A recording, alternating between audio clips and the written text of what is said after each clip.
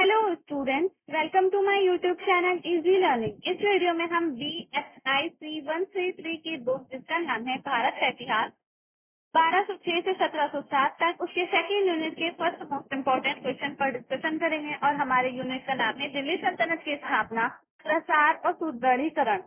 तो ये हमारा सेकेंड यूनिट है। इससे पहले मैं इस बुक के एक यूनिट की वीडियो अपलोड कर चुकी हूँ। अगर आपने वो नहीं देखी तो प्लीज चैनल की प्लेलिस्ट में जाकर आप वो भी देखिए। इस वीडियो में हम सेकंड यूनिट के फर्स्ट इंपॉर्टेंट क्वेश्चन पर लेंगे और हमारा क्वेश्चन है भारत में तुर्की शासन की वास्तविक संस्थापक यानी कि इल्तुतमिश के बारे में बात करेंगे इस वीडियो में। तो वीडियो स्टार्ट करने से पहले मैं आपसे कहना चाहती हूँ, अगर आपने मेरे चैनल को सब्सक्राइब नहीं किया तो प्लीज मेरे चैनल को सब्सक्राइब करें, वीडियो को लाइक करें, शेयर करें एंड कमेंट करके जरूर बताएं आपको वीडियो कैसी लगी। अगर आपको नोट चाहिए तो आप व्हाट्सएप पर कॉन्टेक्ट कर सकते हैं। व्हाट्सएप नंबर मैं डिस्क्रिप्शन में डाल दूंगी। तो आज का हमारा फर्स्ट क्वेश्चन है, भारत में तुर्की शासन का वास्तविक संस्थापक इल्तुतमिश था। ये जो स्टेटमेंट दी गई है इसकी व्याख्या करनी है। तो इल्तुतमिश कौन था इसके बारे में हमें इस वीडियो में पता चलेगा। और इल्तुतमिश ने जो तुर्की शासन था उसका यहाँ पर विस्तार किया था, उसको फैलाया था और उसकी स्थापना भी की थी। तो किस तरह से की थी उस सबके बारे में हम इस वीडियो में डिस्कस करेंगे। तो आंसर में हम देख लेते हैं, मोहम्मद घोरी ने ऐबक को भारत का गवर्नर नियुक्त किया था तथा भारत की स्थिति तुर्क सेना के का सेनापति भी होने के कारण 1206 में मोहम्मद घोरी की मृत्यु के बाद उसे सुल्तान की उपाधि प्रदान की गई।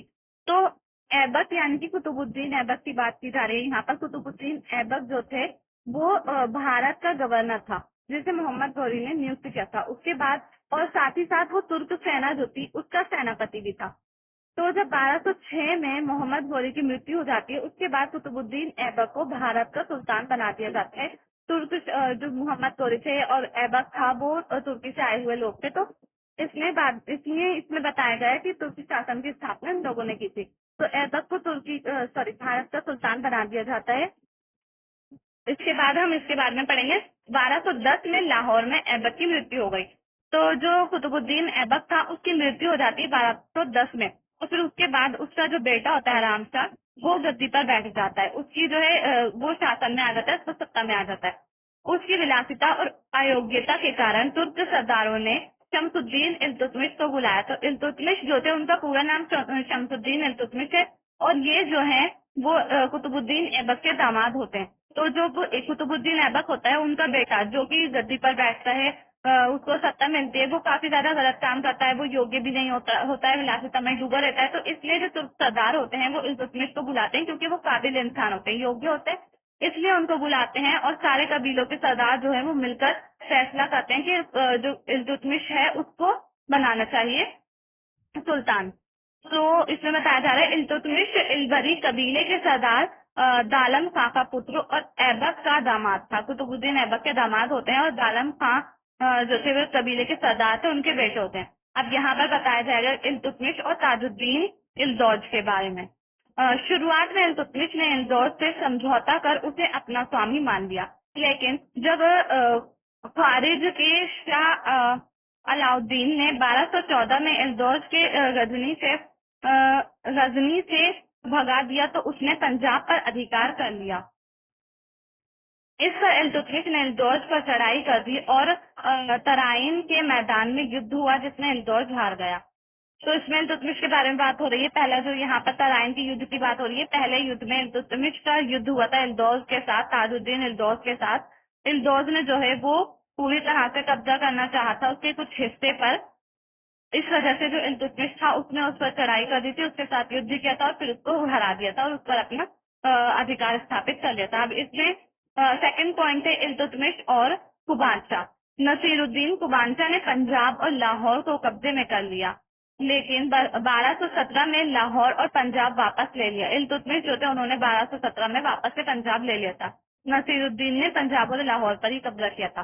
बाद में 1227 में इल्तुतमिश ने एक सेना पंजाब के सिंध पर आक्रमण के लिए भेजी और दूसरी सेना दिल्ली से उच्च की तरफ भेजी। इल्तुतमिश ने कुबांचा के किले पर हमला किया तो वे जान बचाने के लिए सिंधु नदी में कूद पड़ा और डूब कर मर गया। तो इस तरह से इल्तुतमिश ने पंजाब और लाहौर पर भी कब्जा कर लिया। इसमें यही बताया जा रहा है कि जो तुर्क शासन था उसकी स्थापना इल्तुतमिश ने किस तरह से की थी और किस तरह से उसका विस्तार किया था। तो इसमें आपको अलग अलग जो स्टेट्स हैं या फिर अलग अलग जो जगह है उनको किस तरह से इल्तुतमिश ने अपने अंडर किया उसके बारे में बताया जाएगा।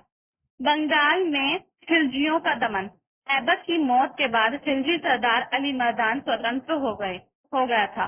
ये सारे जो सरदार वगैरह थे और ये सारे जो स्टेट थे ये सब ऐबक जो थे, ऐबक सुल्तान उनके अंडर ही आते थे। लेकिन जब उनकी मृत्यु हो जाती है और इल्तुतमिश उनका जो बेटा होता है वो इतना ज्यादा अयोग्य होता है, विलासिता में डूबा रहता है, तो इसकी वजह से जो सरदार थे, अलग अलग जगहों के सरदार, अलग अलग क्षेत्रों के सरदार, वो खुद को वहाँ का परमानेंटली सरदार मानने लगे थे और फिर उसके बाद वो जो एक सल्तनत होती है उससे अलग होने लगे थे। तो उसमें भी यही बताया जा रहा है बंगाल में जो खिलजी थे उनका भी दमन किया था इल्तुतमिश ने। तो ऐबक जो कुतुबुद्दीन ऐबक होते हैं उनकी मृत्यु के बाद जो खिलजी सरदार अली मर्दान होते हैं वो स्वतंत्र हो जाते हैं। उनको ऐसा लगने लगता है कि अब कोई नहीं बचा है, कुतुबुद्दीन ऐबक की तो मृत्यु हो गई है और उनका बेटा जो है वो विलासिता में डूबा हुआ है और उसके बाद उनका दामाद सुल्तान बन जाता है, तो वो उसके ऊपर इतना ज्यादा ध्यान नहीं दे रहे थे। उसके बाद उसका बेटा एवाज गयासुद्दीन गद्दी पर बैठा और बिहार पर अधिकार कर लिया। इल्तुतमिश ने उस पर चढ़ाई की तो उसने बिना युद्ध के अधीनता स्वीकार कर ली।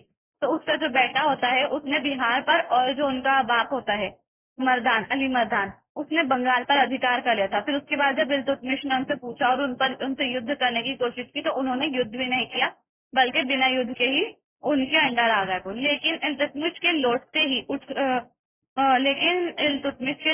उसने उन्होंने खुद को स्वतंत्र घोषित कर दिया। इल्तुतमिश ने अपने बेटे नसीरुद्दीन को गयासुद्दीन को दबाने भेजा। तो जब इल्तुतमिश होता है उनके बंगाल से बिहार से वापस आता है दिल्ली, तो वो लोग जो होते हैं दोबारा से खुद को वहाँ का सरदार बना लेते हैं, खुद को वहाँ का स्वतंत्र सरदार घोषित करने लगते हैं। तो फिर उसके बाद इल्तुतमिश जो होता है वो अपने बेटे को नसीरुद्दीन को गयासुद्दीन जो होता है अली मर्दान का बेटा उससे युद्ध करने के लिए भेजता है। 1226 ईस्वी में नसीरुद्दीन को बंगाल का सूबेदार नियुक्त कर दिया गया और उसके बाद जो गयासुद्दीन होता है वो हार जाता है और नसीरुद्दीन जो कि इल्तुतमिश के बेटे थे उनको वहाँ का सरदार बना दिया जाता है, सॉरी सूबेदार। तो फोर्थ पॉइंट है राजपूत राजाओं पर विजय। तो इल्तुतमिश जो थे उन्होंने राजपूतों पर किस तरह से विजय प्राप्त की थी। सबसे पहले 1226 में रणथंबोर के दुर्ग को घेर लिया और राजपूतों की हार हुई। तो रणथंबोर जो था उसके जो दुर्ग था उसको घेर लिया था उन्होंने, वहां पर युद्ध हुआ था। फिर उसके बाद राजपूत जो थे वो हार जाते हैं, इल्तुतमिश जीत जाते हैं। राजधानी मंदसौर पर आक्रमण कर परमार राजपूतों को अपने अधीन कर लिया। इल्तुतमिश जालोर पर हमला कर चौहान नरेश उदय सिंह पर विजय प्राप्त कर उससे वार्षिक वसूलने लगा। तो इस तरह से राजपूतों पर भी विजय प्राप्त कर ली थी इल्तुतमिश ने। अब इसके पश्चात खलीफा द्वारा स्वीकृत पत्र की प्राप्ति। तो फिफ्थ पॉइंट इसका ये, खलीफा ने कुछ पत्र लिखा होगा। खलीफा होते थे उनके बारे में अभी हम आगे आने वाले चैप्टर्स में पढ़ेंगे, तो उसके बारे में बताया जा रहा है। इसमें जो खलीफा थे उनके द्वारा प्राप्त पत्र था 1228 में इल्तुतमिश को मिला था। तो खलीफा ने 1228 में शासन अधिकार का स्वीकृति पत्र इल्तुतमिश को प्रदान किया। अमीर उल मोमिनीन जो खलीफा होते थे उनको अमीर उल मोमिनीन कहा जाता था, तो इसलिए यहाँ पर लिखा हुआ है अमीर उल मोमिनीन। अमीर उल मोमिनीन की उपाधि दी गई तथा सिल्लत वेशभूषा भी भेजी। तो जो इल्तुतमिश जी थे उनको इन्होंने अमीरुल मोमिनीन की उपाधि दी थी। जो खलीफा होते थे उनको भी अमीरुल मोमिनीन उपाधि दी जाती थी, लेकिन जो वहाँ के खलीफा होंगे जहाँ के ये हैं उन्होंने इनको अमीरुल मोमिनीन की उपाधि दी थी। किसको दी थी? इल्तुतमिश को दी थी। अब इल्तुतमिश शासक के रूप में और मजबूत हो गया। तो इस तरह से वो मजबूत हो गए थे क्योंकि अमीरुल मोमिनीन की उपाधि मिल गई थी उसमें। अमीरुल मोमिनीन मतलब पूरे जो मोमिन होते हैं, जितने भी मुसलमान होते हैं, उनके अमीर, एक तरह से लीडर के तौर पर। तो इस तरह से इसलिए उनकी जो उपाधि थी वो पूरी मजबूत हो गई थी। सिक्स्थ पॉइंट है प्रशासनिक उपलब्धियां। इल्तुतमिश ने लाहौर की जगह दिल्ली को राजधानी बनाया। दिल्ली साम्राज्य को उसने अनेक इकाइयों में बांटा जिन्हें इक्ता कहते थे, जिसका मुखिया एक तुर्क सरदार होता था। इनका कार्य आय इकट्ठा करके सुल्तान के पास भेजा जाता था। वे न्यायिक प्रशासन था, न्यायप्रिय शासक था। तो इस तरह से जो है इल्तुतमिश ने छोटे छोटे इकाइयों में बांटा था पूरे साम्राज्य को, और उसका जो सरदार बनाया जाता था वो उसको इक्ता कहा जाता था।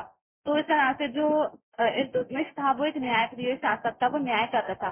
इब्ने बतूता के अनुसार सुल्तान के महल के सामने 2 संगमरमर के सिंह यानी कि शेर बने थे, जिनके गलों में घंटियां लटकती थी। जो व्यक्ति इन घंटियों को बजाता था उसके फरियाद सुनी जाती थी और तुरंत न्याय किया जाता था।